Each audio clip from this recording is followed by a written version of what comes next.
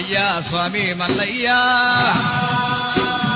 భగవంతుడు మల్లయ్య చూసుండు కాకలు పిలిచి గడ్డలు ఏర్పించి పిట్టలు పిలిచి పురులు ఏర్పించి సిరిగంలో చెక్కలు సింతయి సాగలు మదుగు మారడి ఎక్కలు ఆకాశానికి అద్దకదంకమే కాష్టం చేసినారే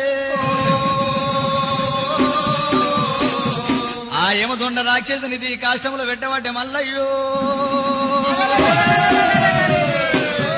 దహన క్రియలు ఎయ్యబట్టరా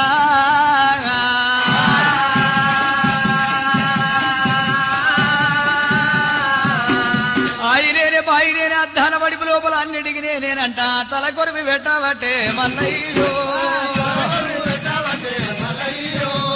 పిండగూడి అయ్యావట్టే గురుడు మల్లయ్య సౌసందం చేసినాడే మల్లికార్జున ఆ సౌసందం చేసి మల్లయ్య రత్నాంగి రమ్మంట రత్నాంగిని ఎంబడి పెట్టుకుని సముద్రంలో స్నానం ఆడినారే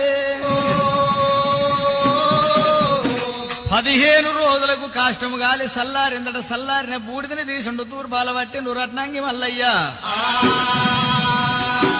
అమ్మవారు ఏమో దొండ రాక్షసి చెప్పినట్టుగా అమ్మవారు రత్నాంగి కనుకనేమి ఎల్తెగుళ్ళ తెచ్చింది ఎల్తెగుళ్ళ లోపల బొక్కలన్నీ పెట్టుకున్నది